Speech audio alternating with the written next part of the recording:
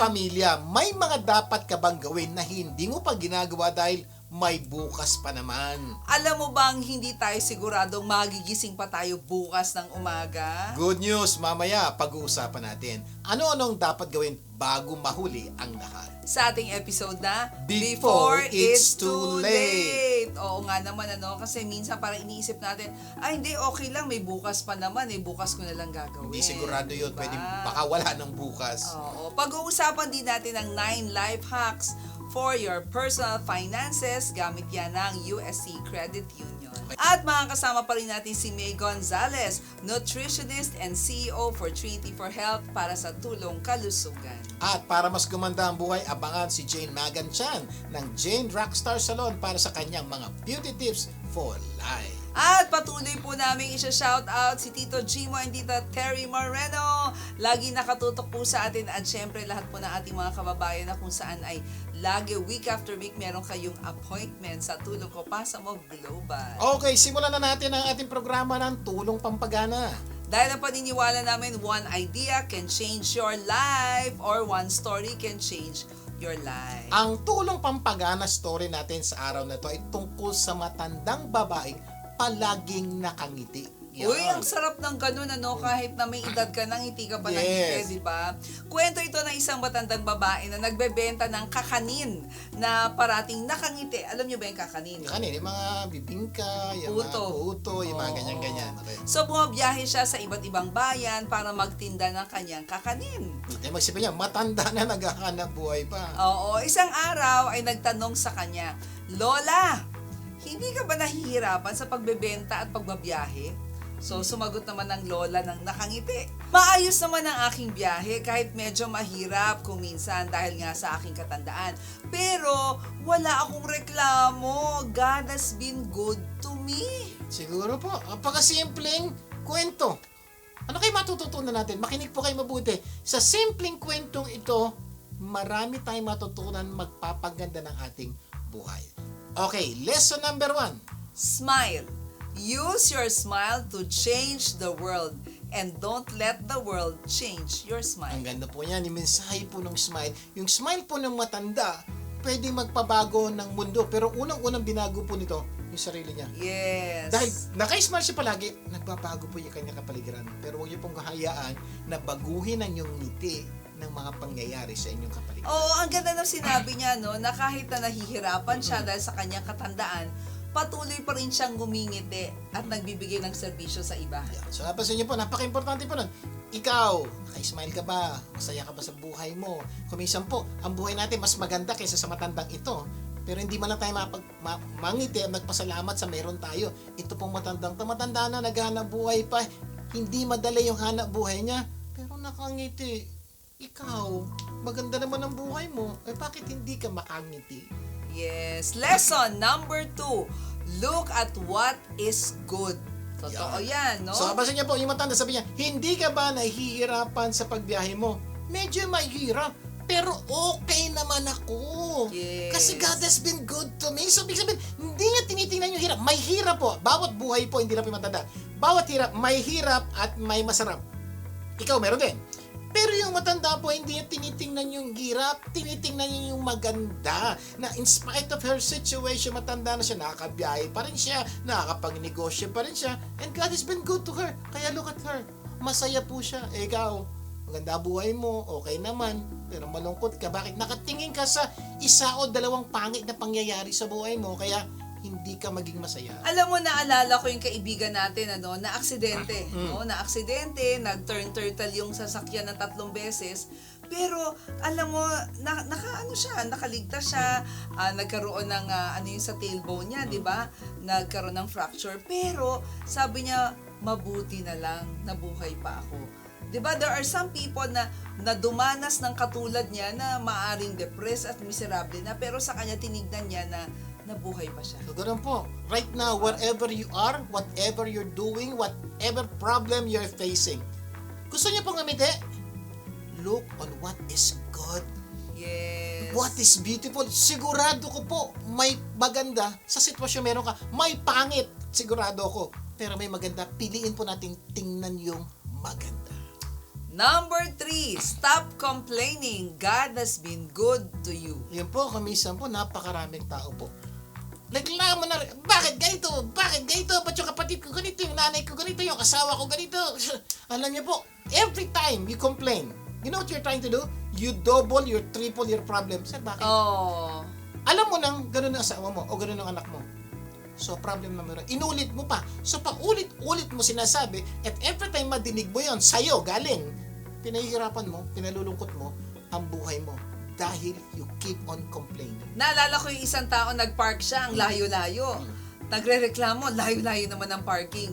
Pero, na-realize niya eventually, mabuti na lang may paapa ko. O kaya, mabuti na lang, may kotse akong pinapark. Correct. So, because God has been good to you. Hindi ka How na good? mag-complain. How good God is to you? May kotse ka. Oh. Nakapaglalakad ka.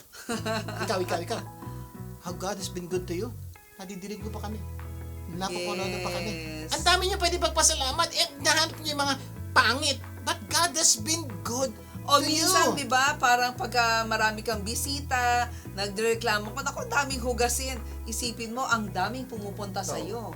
Diba? Mas mahirap pag ganito.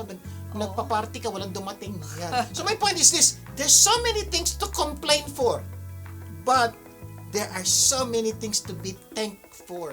Can you look at those things that you can thank God for? And you can smile.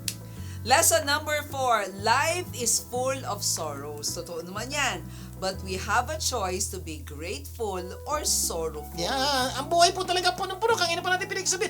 Ang buhay punong-puno ng hirap at pasakit. Pero, punong-puno rin po ito ng magagandang bagay sa ating buhay. So, tayo na mamimili ngayon. Yes. Ano bang pipiliin natin pagtuunan ng pansin? Yung pangit o yung maganda? Good news! Ikaw mamimili ng... Naalala ko yung isang nakikinig sa simbahan. Yung katabi niya, sintonado. Sabi nung inis na siya kasi sintonado yung pagkanta.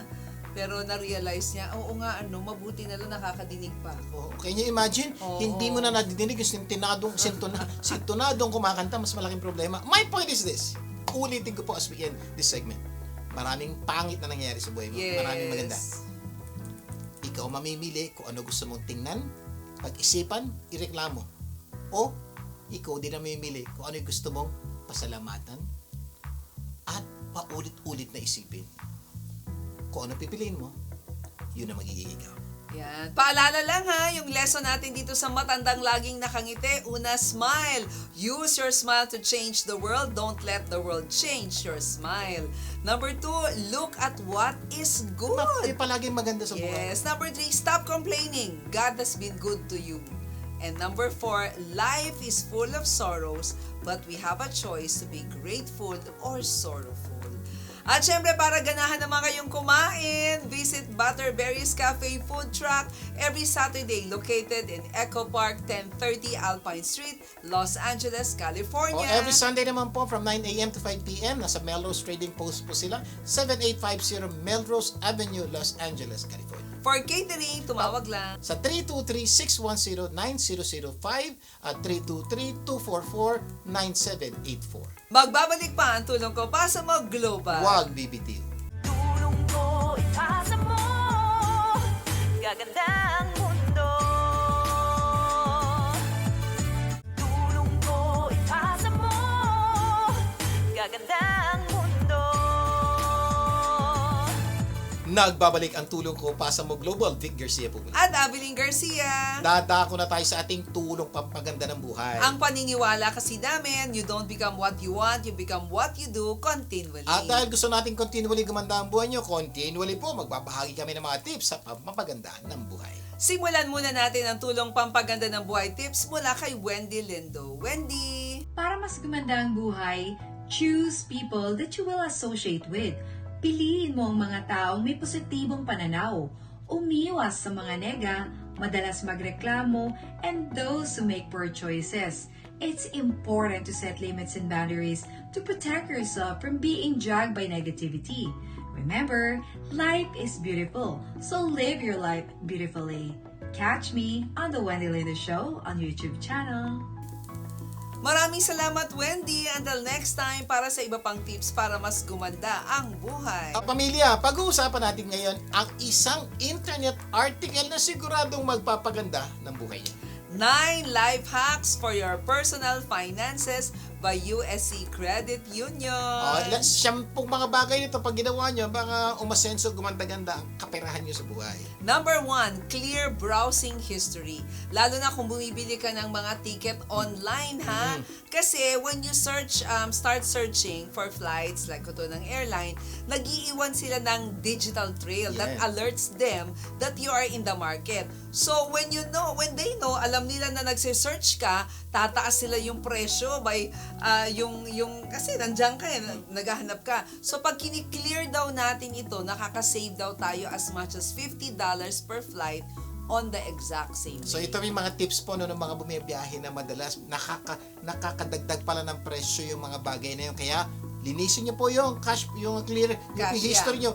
At pwede niyo po, kung hindi niyo po alam yan, tanongin niyo po sa mga anak niyo, malamang alam po nila yan. Kasi po, yan po ay nagdadagdag ng presyo sa pagbili po natin ng mga ticket. Dito nakatipid po tayo $50, $100, di ba? Malaking pera din po yan. Number 2, carry larger new bills to curb impulse spending. Ibang klase ito, ha? So ikaw daw, biyahe ka, lalabas ka, huwag ka daw magdadala ng mga $5, $10, $60. Hanggat maaari, ang dala-dala mo, $100. Hanggat maaari lang na po. Bakit daw po? Ito daw po yan. Kasi minsan, 'di ba, assuming hindi mo dala yung pera mo, 'di ba? Pero ang downside kasi ng debit at credit card is it makes spending completely seamless. 'Di ba? This makes impulse buying easy, napakadali, which can prevent you from keeping up with your financial goals. Ngayon, kung meron kang malalaking cash, no, like $50 or $100, mahirapan kang bilhin yung bagay na yun kasi parang pagpapapalit mo pa to, lalo na kung bago. So basically po, ang punto po nito is pag ikaw naka-credit card at naka-debit card, hindi ka na mag-iisip. Swipe ka na tawag po lang. namin kaskasin mo, baby. Okay? Kaskas na. Okay yan. Pop. Okay yan. Ano lang, di ba ginagawa natin yan? Now, pag ikaw daw po ay $100, hindi napansin pag $100 parang ang hirap bitawan. Pag $10, ang daling bitawan. So my point lang po, yung pagiging buo ng 100, para bang manghihinayang ka, baka hindi mo na bilhin. Yung po, the psychology of buying, yung po ang binibigay naming tips sa inyo. Pag ginawa nyo yun, baka sa lagay na 10 ang bilhin nyo, 5 na lang, o 8 na lang, o nakatipid pa rin kayo. Yes. Number 3, delete your credit card from online stores, no? Kasi yung impulse shopping natin, part ng reason yan, nandyan na yung credit card details mo. So, napakadali na sa yung bumili. So every time po magbibili po kayo online, di ba? Tatanong sa inyo, input your credit card details. It will take about a minute or 2 to do this. Okay. Tapos, sa dulo sabihin, save this credit card. May tanong po palagi nun. Yes. Huwag nyo pong ise-save. Sir, bakit? Okay. So, mangyayari. So, nabili mo na. Ay, may nakita ko ulit. Ay, ganda. Hingang ka na naman ng credit card. Di tatamarin ka. Kung minsan sa inis mo, hindi mo kasama yung kadikit yung credit card mo, wag na lang. Nakatipid ka na. Yun po ang purpose. Ang purpose po natin dito, yung mahanap tayo ng para makabawas ng gastos. Number 4, isa daw to ha, carry your groceries.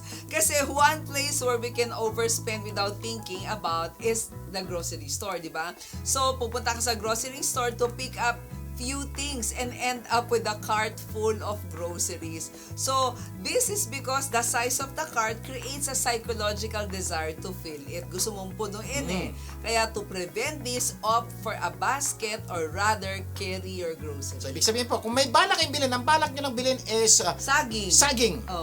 Wag nang kukuha ng cart. Wag nang kukuha ng basket. Naglakad pa, diretso sa saging, kunin na. Sir, bakit? Kasi pag nag-cart ka, unang-una mabagal pag nag-cart. Mas maganda, mabilis pagdalakad. Sa bagal mo, dahil mo makikita. Dahil nilalagyan ka, lagay ka ng lagay. Pero pag wala kang cart, wala kang basket, edi, saging lang ang mabibili mo. Di laking tipid. Gawin niyo po yan. Naalala ko isang kakilala ko, sabi niya, grabe naman, pumunta lang ako para bumili ng saging. Paglabas ko, $200 na ang bill ko. Yung po ang technique, ha? Wala ng cart, wala ng basket. Except talagang grocery day nyo na maraming ibibili.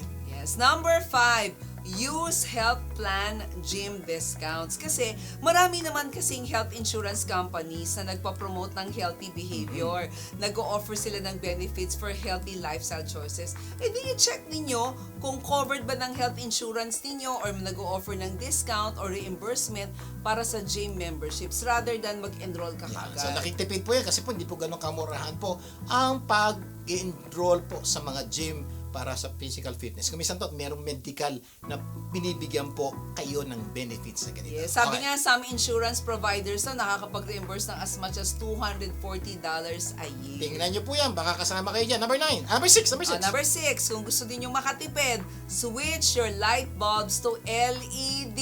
Yan, alam nyo na po yan. Pero marami po nakakalamin. Pero kumisan po, nakakapunta pa rin po ako ng mga bahay na incandescent bulb po ang ginagamit. O kaya ESL. Dapat LED na po, mas malaki po ang matitipid natin pag ginawa po natin. Kaya lang minsan inisip na ang mahal ng LED. Pero think about the long-term energy cost savings. Kasi yung LED light bulbs, naglalast yan as long as incandescent. Pero kung makikita mo, bababa ang iyong kuryente. Yan. Number 7. Ditch the bookstore for the library. Ayan, yung mga mahilig pong bumili ng libro, huwag na po kayong bumili ng libro kasi po, marami po sa mga library po natin. Public library, nagbibigay po ng libre. Babaro ka lang para makatipid ka. So ito po yung sa mga mahilig talagang magbasa ng libro. Yung iba naman po na hindi naman ganun kahilig, hindi nyo ganun problema. Minsan nga, pag pumunta ka ng library, hinahanap mo yung libro, bibili nila yon para sa'yo. Kasi diba? nga, libre po yun. Correct. Okay. And then number 8, pack a Ay, lunch. alam nyo na po yun. Ang laki po ng diferensya pag kumain kayo sa labas, sa restaurant. Easily po, $15, $20, $30, $40 per Yes. person. Pag nagbaong ka, you only need $2 to $5. Sa iba kasi, sobrang tipid, $1 lang. $1 lang magbabaon oo. So, laki po ng basi tipid nyo pag kayo po ay nagbabaon at hindi na kumakain. Oh, pwede rin yung mga leftovers, diba? Pa na lang po yun. Oo. 20 cents na lang po yun. Kasi po, wala nang anong value. Nakain nyo na po yung karamihan doon. Correct. Yung mga leftovers natin nung gabi, ipack natin. Ay naku, makakasave daw tayo ng almost $1,000 a Ang year. pinakamasarap daw po na baon yung pangat at Ano yung pangat? Panga at pangat. Panga, Ano yun? pangalawang kain, pangalawang init, o pangatlong init. Yan. So tipid na tipid kasi po nagastos yun na po yun. Pwede pa kainin rin. Lalo kung adobo yan, ako ang sarap po ng Oo. panga at pangat yan. Okay, number 9. Number 9, you are not alone. Tandaan niyo po, there's no single way to achieve financial wellness. It's a journey as unique as each individual. Kumbaga, there's a lot that you can learn from people who have been in your shoes before. So take advantage of the tried and true financial hacks that you will have new tactics that you can use. Promise po, pag ginawa nyo po yung isa, dalawa, tatlo sa mga pinag-usapan natin ngayon, malaki po mababawas sa inyong gastos. Because money saved is money earned. Sana marami tayong natutunan sa ating pinag-usapan. Mamaya sa tulong dagdag kaalaman, pag-uusapan natin ano-ano ang dapat natin gawin sa mga bagay na dapat natin gawin pero pinagpapaliban natin dahil sabi natin may bukas pa naman. Sa ating episode na Before It's Too Late. Magbabalik pa po ang tulong ko pa sa Magloba. Huwag bibitiw. Tulong ko ipasa mo. Gaganda ang mundo. Tulong ko ipasa mo. Gaganda ang mundo. Nagbabalik ang tulong ko pa sa Magloba. Vic Garcia po. At Evelyn Garcia. Dadako na tayo sa ating tulong dagdag kaalaman. Kung saan hanap tayo ng paraan para mas madagdagan ang ating kaalaman. Kapamilya, alam mo bang hindi tayo nakakasiguradong magigising pa tayo bukas ng umaga? Yun ang talagang realidad, ano? At meron ka bang dapat na gawin na hindi mo pa ginagawa dahil lagi mo sinasabi, may bukas pa naman, balang araw, gagawin ko na Yung sa yan. ibang araw na lang. Oo. Malamang habang nakikinig kayo ngayon sa amin, naiisip niya, meron ba akong dapat ko nang gawin ngayon? Baka hindi ko na magawa bukas. Ako na magsasalita, meron. Pag-isipan niyo mabuti, kaya makinig kayo mabuti sa pag-uusapan natin dahil baka sa pag-uusap natin, may mga alalang, ay oo nga, yun, hindi pa nagagawa. Yan ang pag-uusapan natin ngayon. Ang tawag natin dyan ay procrastination. Procrastination kasi makes easy things hard and hard things harder. Sabi ni Yan. Mason Cooley. Pag nagpa-procrastinate ka, mahirap gawin, kaya mong gawin. Problema, pag di mo ginawa ngayon, mas mahirap bukas. Yung mas mahirap, lalong hihirap. Kaya please, kung kaya mong gawin ngayon, gawin nyo na before it's too late. And one day, you will wake up and there won't be any more time to do the things you've always wanted to do. So Kaya, do it now. Before it's too late. Yes. Good news! Pag-uusapan natin kung ano-anong dapat gawin bago mahuli ang lahat. Sa ating episode na, Before It's Too Late. So ano-ano mga dapat gawin bago mahuli ang lahat? So, isa-isahin po natin ang mga pwede nyo gawin, ano? Number 1. Know your purpose in life before it's too late. Siguro tanong niya, ha? Kailangan ko malaman ang dahilan ko sa buhay bago mahuli ang lahat. Bakit? Okay. Oo, tanongin mo muna yung sarili mo, ano bang dahilan mo sa buhay o bakit ka nabubuhay? Kasi importante yan di ba? Bakit mo ba ginagawa ang mga bagay na ginagawa mo? So, napaka-importante po, itanong mo, bakit ka nabubuhay? Kasi po, marami po tao ngayon nabubuhay nang walang dahilan. Kaya may mga tao po, para ba sabi niya, sir, nabubuhay ako pero para akong patay dahil wala naman dahilan yung buhay ko. Kaya po, maraming tao ngayon, bagot na, inis na sa buhay.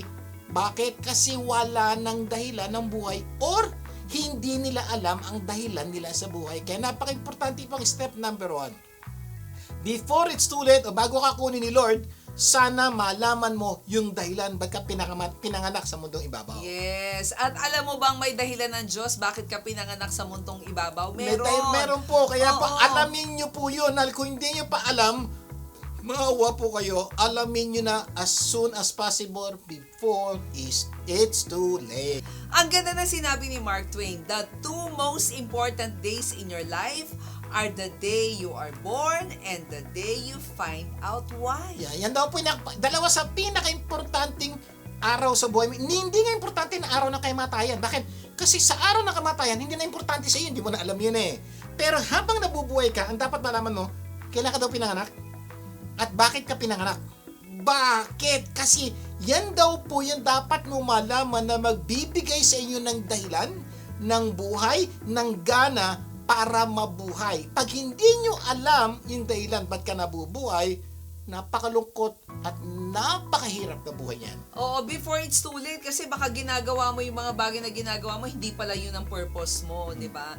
Kaya maraming tao ang buhay pero patay dahil hindi alam ang dahilan sa buhay. Kaya gusto po namin kayo mabuhay. Okay? Para kayo mabuhay, kayo po ay dapat alamin nyo ang dahilan ng Diyos sa buhay nyo. Meron po, kung hindi nyo pa alam, hanapin nyo lang dahil matatagpuan yan. Ito po, napakaganda po ng sinabi ni Steve Jobs. Sa pinakamatalino, pinakamagaling na tao sa buong mundo. Siya po yung nag-create ng Apple computer, iPhone na ginagamit mo ngayon. Ito po, pakinggan nyo. Sabi niya, the only way to do great work is to love what you do. If you haven't found it yet, keep looking. Don't settle. Huwag kang mag-settle sa ginagawa mo yun, hindi pala yun yung passion Alam or po, ang purpose. may dahilan po kaya kumisan hindi ka masaya sa ginagawa mo. Nagkatrabaho ko ngayon, baka hindi naman yan ang dahilan ng Diyos para sa'yo. Kaya bagnot ka na, hirap ka na. Oo. Ang sabi po ni Steve Jobs, hanapin mo yun. Hanapin mo yung tunay na dahilan ng Diyos sa buhay mo. At kung hindi mo makita, patuloy mong hanapin. At ano daw mangyayari pag nakita mo?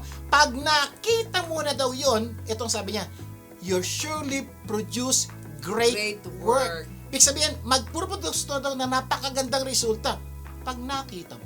Kaya don't settle for something less. Etong sabi ng Diyos for I know the plans I have for you, declares the Lord. Plans to prosper you and not to harm you. Plans to give you hope and a future. So yun po plano ng Diyos. Sinabi na, may maganda akong plano sa inyo. Plano para pagandahin ang buhay mo, para bigyan ka ng pag-asa, to prosper you. Isang bagay na kailangan nyo maintindihan, yun ang plano ng Diyos. At may specific siyang plano para sa iyo. Alamin mo, sabi po ng Diyos, you will know it if you seek me with all your heart. So, Yes. mamayang gabi bago ka matulog, put your hands together. Lord, ano ba dahilan ba't ako nabubuhay? Paalam niyo naman sa akin. Wow. Eto, Promise, sasagutin ka ng Diyos. Number 2, pursue your purpose or passion before it's too late. Ayan na. So, nalaman mo na, hopefully, nalaman mo na yung tunay niya dahil parang si Steve Jobs, Apple computer, ganito. So, pag nalaman mo na, pursue it. Gawin mo na. Gawin mo lahat ng Oo. dapat mong gawin para maabot mo yung bagay na dapat mong abutin. O, wag ka na magpatumpik-tumpik pa. Sayang naman, baka abutan ka na. Kaya Oh, yeah. before it's too late, do it, pursue it. Sabi ni Jim Rohn, if you really want to do something, you'll find a way. If you don't, you'll find an excuse. Ganun Sa lang po. Tagalog, pag gusto, may paraan. Pag ayaw, maraming dahilan. May plano ng Diyos sa buhay mo. Nanay ka.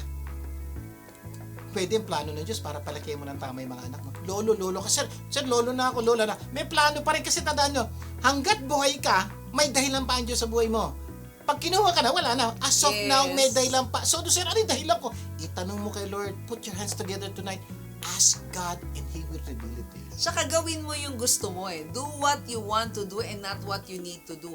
Minsan, di ba, nasa opisina ka kasi kailangan mo lang kumita. Pero hindi pala yun yung passion mo. So yun po, napaka-importante po, napakaganda po na sinabi ni St. Francis of Assisi. Start doing what is necessary, then do what is possible. And suddenly, you are doing the impossible. So, Correct. kung may dapat ka gawin, gawin mo na, kahit mahirap. When you start doing what is necessary, eventually makikita mo, ang dami palang pwede mangyari pag ginagawa ko yung dapat kong gawin. Start where you are, use what you have, do what you can. Paalala yan ni Arthur Ashe. Pag ginawa nyo po yan, unti-unti, makikita nyo, pasaya ng pasaya ang buhay nyo.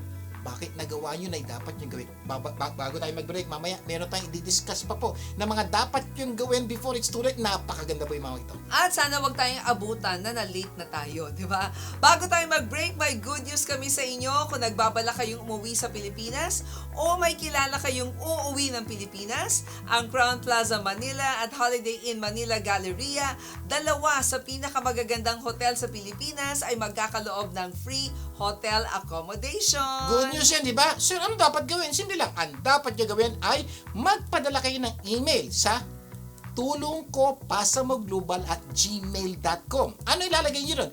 Isusulat nyo lang po yung pangalan nyo, address nyo, contact number, at bakit kayo nanonood ng programang Tulong Ko Pasa Mo. At idagdag nyo, ano bang mga natututunan nyo dito sa Tulong Ko Pasa Mo Global Show?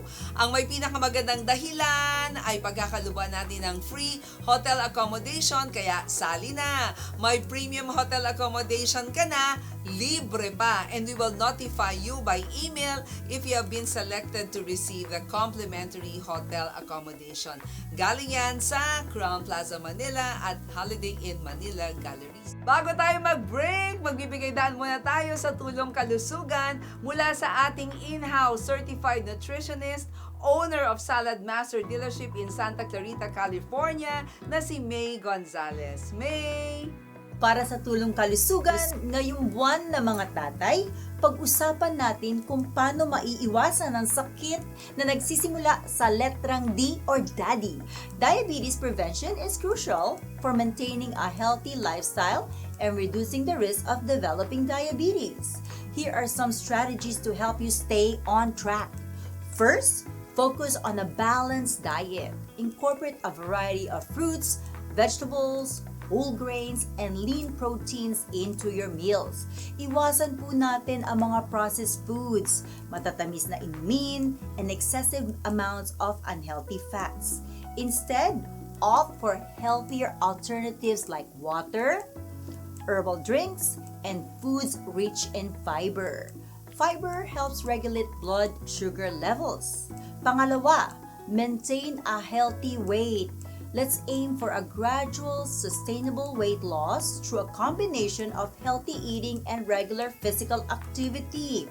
Aim for at least 150 minutes of moderate exercise each week. Ang paglalakad, pagbibisikleta, o kahit ang pagsasayaw ay makakatulong na mapabuti ang insulin sensitivity at mapapababa ang blood sugar levels. Monitor your blood sugar levels regularly, especially if you have a family history of diabetes. Early detection can help you manage and prevent the progression of diabetes. Lastly, manage stress and get adequate sleep. Chronic stress and poor sleep can negatively impact your blood sugar levels. Maghangad po tayo ng 7 hanggang 8 oras of sleep to support your overall well-being. By adopting these healthy habits, you can significantly reduce your risk of developing diabetes. Tandaan po natin, Prevention is always better than cure. At good news po! If you're located in Southern California, I can arrange a visit or send one of my team members to you to demonstrate how to prepare a healthy and balanced diet for free. We will even bring the ingredients and we can enjoy a meal together. Slots are limited, so please reserve your spot by emailing tulongkopasamoglobal@gmail.com with your name, phone number, address, and preferred date and time. Ito po si May Gonzalez reminding you to stay happy, healthy, and blessed. Maraming salamat, May. Until next time, para sa iba pang tips para sa tulong kalusugan.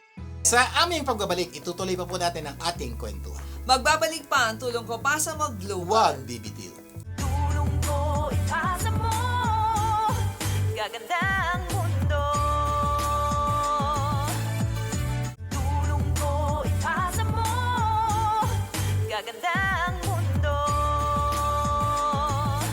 Nagbabalik ang tulong ko Pasa Mo Global. Vic Garcia po muli. At Abilene Garcia, bago natin ipagpatuloy ang topic sa araw na to, magbibigay daan muna tayo sa mga hair tips mula kay Jane Magan Chang ng Jane Rockstar Salon. Jane! Hey, just a little reminder. Wash your hair with cool, cool water. Stop washing your hair with that hot temperature. Oh, why? 'Cause you're burning your cuticles. You're burning your follicles. So I say, please wash your hair with cool, cool water. Oh, cool. Oh, cool. Wash it cool. Let your voice be heard by the way your hair speaks. At Jane Rockstar Salon, you can be home. Maraming salamat, Jane! Kaya bisitahin niyo po si Jane, ha?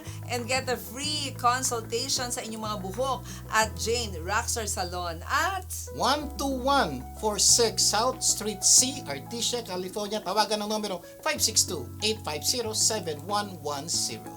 Okay, tutuloy na po natin ang pagsagot sa ating tanong na ano-ano ang dapat gawin bago mahuli ang lahat. sa ating episode na Before It's Too Late. Na-discuss na natin dalawa kanina. Number 1. Know your purpose in life before Ba't it's ka ba too late. pinanganak sa mundong ibabaw? Number 2. Number 2, pursue your purpose or passion before it's Alam too nyo late. na, so napaka-importante po niya mga bagay. Ito, importante. Number 3. Number 3, say I forgive you before it's too late. Totoo po ito. Bagong mahuli ang lahat, baka kailangan mong magpatawad. Paano kung kunin ka na ni Lord at hindi ka nakapagpatawad? Naku po, huli na. So, ibig sabihin po, yung taong may kasalanan sa'yo, walang closure. Oo. Kasi humingi siya ng tawad sa'yo, hindi mo pinatawad, kawawa naman niya. Ikaw din. Kinuha ka na ni Lord, pero yung galit, inis sa puso mo, Bit-bit mo. dala mo pa rin, hindi po maganda yun. Kasi holding a grudge doesn't make you strong. Totoo. 'Di ba? It makes you bitter. 'Di ba pag bitter, nako lason 'yan. Forgiving doesn't make you weak. It sets you free. So, kung meron pong taong nakabigay sa'yo na sama ng loob, nakagawa ng mga bagay na hindi nila dapat gawin, before it's too late, ang payo po namin, ang request namin, magpatawad ka na. Bakit? Kasi po isipin mo, ilang araw ka na, iba sa inyo, buwan, iba, taon na kayong ginagalit, iniinis na isang pangyayari nangyari many years ago, iba many months ago. Pero up to now, ang sakit ng puso nyo, lalo na pag naalala nyo itong taong to o sitwasyon na to. Sino pinapahirapan nyo? Sarili nyo. Simple lang ang dapat nyo gawin before it's too late. Patawarin nyo na. Totoo yan. Ang masakit ito, atakihin ka pa sa puso dahil sa galit at sama ng loob mo, mas malaking problema. At minsan, yung sugat ang lalim, di ba? Ang lalim sa emosyon, di ba? Kaya when deep injury is done to us, we never recover until we forgive. Yan, base po sa pag-aaral ng mga psychologists at psychiatrists, pag may matindi na daw nangyari sa buhay natin, na halos lahat sa atin meron, hindi daw tayo tunay na mabubuhay ng malaya at maayos kung hindi tayo matututong magpatawad. Kaya Yes. please, magpatawad na po. Sir, hindi naman humingi ng kapatawaran eh. Kahit hindi siya humingi ng kapatawaran, just right now, patawarin mo siya. Yes. It Before will it's too free- late. It will free you from all the heartaches and pain before it's too late. At saka minsan iniisip, ayoko magpatawad kasi baka isipin niya okay yung ginawa niya. Forgiveness does not excuse their behavior. Forgiveness prevents their behavior from destroying your Ang heart. ganda po nun. Panagpatawad kayo, hindi ibig sabihin okay yung ginawa. Hindi po, mali pa rin yung ginawa nila. Hindi ibig sabihin, kalimutan na. Hindi po, mali pa rin. But listen to this. Forgiveness will heal your heart. Kasi po, hanggat hindi ka nagpo-forgive, yung puso mo, sinisira Ang bigat, mo. yes. Yung puso mo, pinabibigat mo. Yung damdamin mo. Ito problema po kuminsan. Mas matindi po kuminsan, yung bigat ng puso mo, hindi lang sa'yo. Dinadama yung pa yung asawa mo, kapatid mo, pinsan mo. Bakit? Kasi sa bigat, kailangan ikwento. Ang nangyayari po, bumibigat din yung buhay ng ibang tao dahil sa bigat mo. Kung ikaw Yes. nagpatawad, sana okay na, tapos na. Kaya magpatawad na to prevent you from destroying your heart. Number 4. Nako, ito. Say, I'm sorry before it's too late. Ito, baliktad naman. Baka tayo naman po ang may nagawang pagkakamali sa iba. O nakasakit. Nakasakit tayo. So, kung alam nating may nagawa tayong pagkakamali sa iba, mag-sorry na kayo before it's too late. Kasi baka kunin ka ni Lord, hindi ka nakapag-sorry, hindi maganda. Lalo na po kung itong problema ng forgiveness and asking for sorry is kapamilya natin. Nako, laking problema. Yes, may mga tao bang galit sa'yo? No? Nakahingi ka na ba ng kapatawaran sa iyong mga kasalanan? Nako, baka pwede mong gawin yan. Okay. Gandang tanong nung sinatong ni Ma'am Avelin, sumagot ka. May mga tao bang galit sa'yo? Kung meron, susunod na tanong, alam mo ba't sila galit?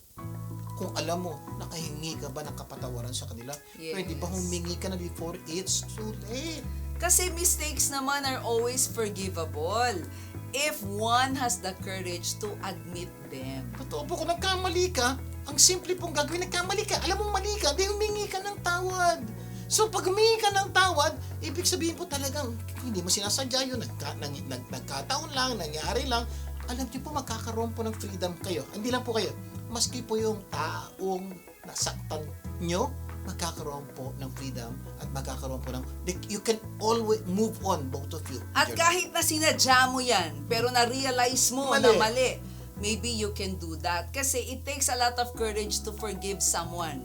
It takes even more courage to ask for forgiveness. Opo, mahirap po humingi ng kapatawaran Oo. kasi parang tinatanggap mo mali ka.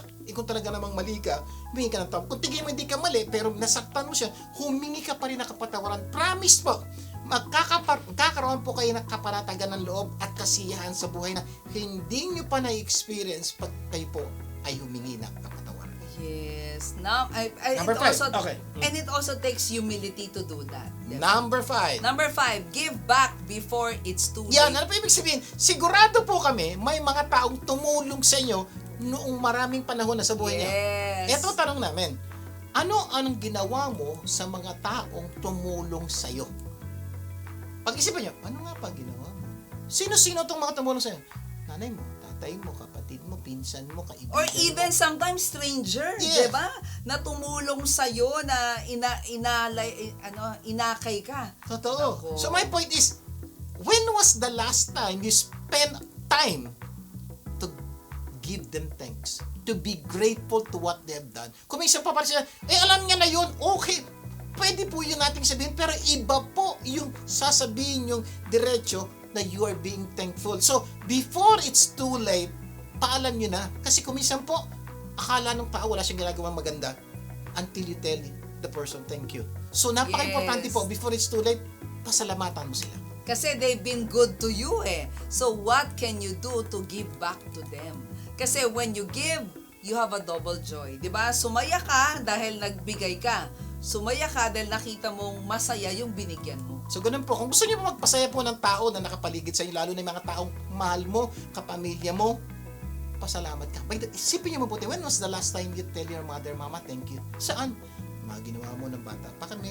Kung makakapagbigay ka ng specific situation na talagang natulungan ka ng nanay mo, ng tatay mo, ay naku, iba po yung saya ni nanay at ni tatay. Sabi ni nanay, tatay, di pala niya nakakalimutan yung ginawa ko ng panahon. Yung nanay niyo po, yung saya, hindi niyo po matutumbasan niyo ng anumang regalo na ibibigay niyo. Ay, talagang totoo na it is more blessed to give than to receive. Yan po yung paalala sa atin lagi ng salita ng Diyos, no? So, huwag niyo po kakalimutan before it's too late, mag-isip po kayo ng mga taong dapat niyo pasalamatan. Bago kayo matulog, just text. O kaya, kung kaya niyo tawagan niyo, just tell them thank you. At balikan niyo yung araw na naalala mong tinulungan ka niya. Alam niyo po, it will make a lot of difference sa buhay mo, buhay nila, before it's too late. Mamaya itutuloy natin ating usapan sa kung ano-ano ang dapat gawin bago mahuli ang lahat. Magbabalik pa po ang tulong ko para sa maglubad. Huwag bibitiw. Tulong ko ipasa mo, gaganda ang mundo. Tulong ko ipasa mo, gaganda ang mundo.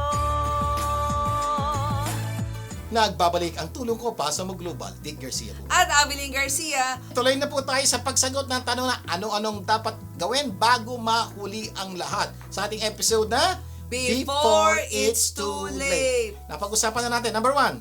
review natin, know your purpose in life before it's too late. Number 2. Pursue your purpose or passion before it's too late. Number 3. Say, I forgive you before it's too late. Number 4. Ayan, sabi natin kanina, say, I'm sorry before it's too late. At number 5. Give back before it's too late. Yan, kasi eto na po. Number 6 na po tayo. Yes. Napaka-importante po nito. Prepare for your death before it's too late. Ha? Kasi hindi ka na makakapag-prepare kung umuwi ka Patay ka na. Oo. Tanong, ano ang mangyayari sa lahat ng iyong pinaghirapan kapag kinuha ka ni Lord? May last will ka na ba o living trust? Tanong. So kung meron po kayong ipon-ipon na anumang kayamanan, dapat po gumawa kayo ng last will at living trust. Kasi kung hindi po kayo gagawa nun at kunin na kayo ni Lord, magulong usapan po yan pag nawala na kayo. Ang mas magandang tanong ay ano ang mangyayari sa relasyon ng inyong mamahal sa buhay kapag kinuha ka na ni Lord? Pag-aawayan ba nila yung kanilang mga inheritance? Yeah, yun po. Malamang po pag-awayan yan kung wala kayong living trust o kaya last will. So before it's too late, suggestion ko po, humana po kayo ng taong tutulong sa inyo gumawa ng last will at ng living trust so that pag kinuha na kayo ni Lord, walang gulo. Makikita na lang po ng mga kapamilya nyo na ito para kay ganito, ito para kay ganito, para ganito. Pag wala po na, matinding away po yun na kumisan tumatagal ng 5-10. Agad, mamatay po sila, Minsan lifetime. pinag-aawayan pa yung mana. So para hindi po maging problemang malaki ang pagkuha sa ni Lord, last will, living trust, do it. Mabuti sana kung may paghahatian. Ayan, yan. Paano kung wala ka ng pinamana, binigyan mo pa yung mga mahal mo sa buhay ng pagkakagastusan, di ba? Yun po ang problema. Pag, Oo. pag ginawa nyo po yun at wala, tapos hindi nyo pinagandaan, wala kayong funeral services pa, insurance, at wala kayo yung Medical, oo. So, magkasakit ka, malibing ka, gastos pa ng kapamilya mo, di kawawa naman nila. Dahil hindi na paghandaan ang Ibig sabihin, naghirap sila dahil sa yung kamatayan. Parang di naman maganda yun. So, dapat to, pinaghahandaan po yung mga bagay na yan. Kaya number 7, get a life insurance before it's too late. Ito po, for everybody po, kung wala pa kayo, Oo. you need to get this. Papaliwanag po namin mabuti sa inyo bakit napaka-importante ng life insurance sa ating kamatayan. Oo, kasi kapag may life insurance ka, may papamana ka. Automatic po, tandaan niyo po Diba? natin, ang life insurance natin, automatic po, may pamana tayo. Sir, Oo. kahit wala akong naipon, wala akong bahay, wala akong lupa. Opo, kasi po, pag kinuha ka ni Lord, may life insurance ka. Yung life insurance benefit po na yun, napupunta sa mga mahal nyo sa buhay. Kung sino po nilagay nyo na sino yung Beneficiary. Automatic po, pamana yun.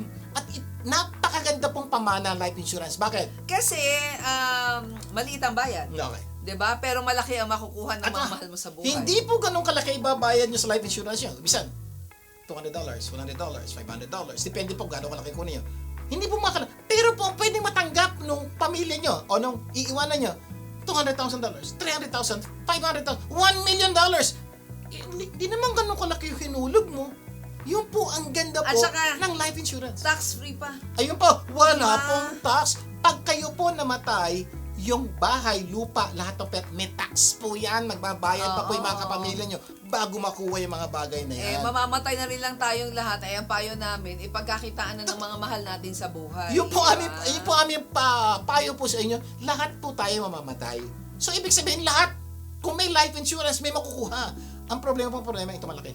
Marami pong namamatay na walang life insurance. So, hiling ko po, kung mahal nyo ang inyong mga kapamilya, nanay, tatay, lolo, get a life insurance. Kung hindi nyo alam kung paano, tawagan nyo po yung number yung binigay po ni Mga Abilis sa inyo. Tutulungan po kayo kung paano makakuha nito. So, hindi po mahal na halaga, pero napakalaki po na may iwak niyang legacy at pamana sa mga mahal niyo sa buhay. Yes. Pwede namin kayong tulungan. Mag-email lang sa tulongkopasamoglobal@gmail.com. Number 8. Nako, ito.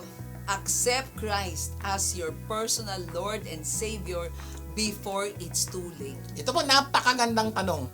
Sagot niyo po, saan ka ba pupunta pagkatapos mong mamatay? Langit o impyerno? Pag-isipan niyo pong mabuti. Saan nga ba?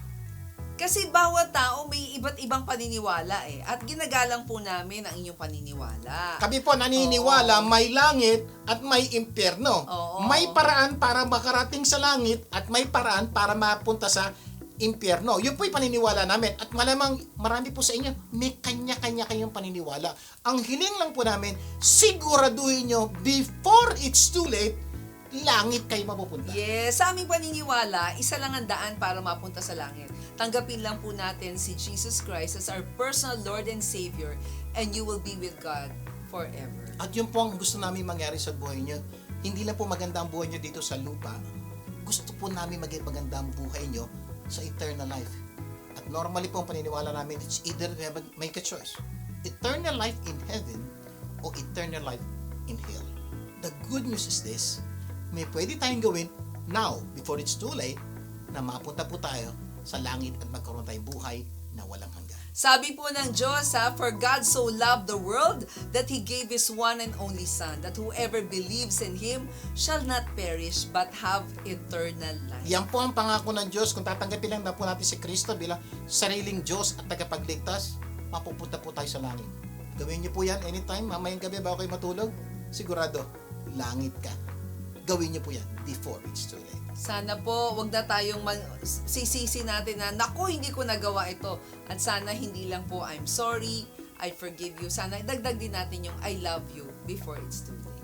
Sana marami kayong natutunan sa pinag-usapan natin ngayon. At next week, marami pa tayong pag-uusapan na tunay na magpapaganda ng inyong buhay. At ng mahamahal Diyos sa buhay. Manalangin po tayo. Ang mga nasa langit, maraming po salamat sa pagkakataong ito.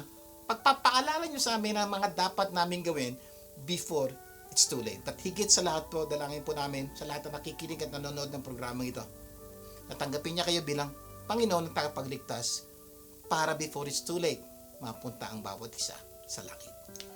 Panginoon, dalangin po namin na kayo po ang humawak sa puso at buhay ng bawat isa.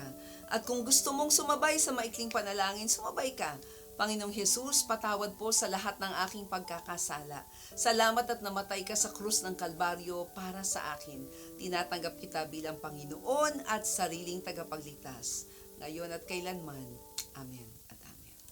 Amen and amen. Laging tandaan po, kung naman po naitulong ang programang ito sa inyo, ipasa niyo naman po sa iba. Imbitahin niyo po inyong kapamilya tumutok sa Tulong Ko Pa sa Mo Global sa susunod nating pagsasama. At sama-sama natin paggandahin ng ating buhay at ng mga mahal natin sa buhay. Ako po inyong kapamilya, Vic Garcia. Ako lang po si Abilene Garcia. Laging tandaan, sa Tulong Ko Pa sa Mo Global, Gaganda gaganda ang mundo.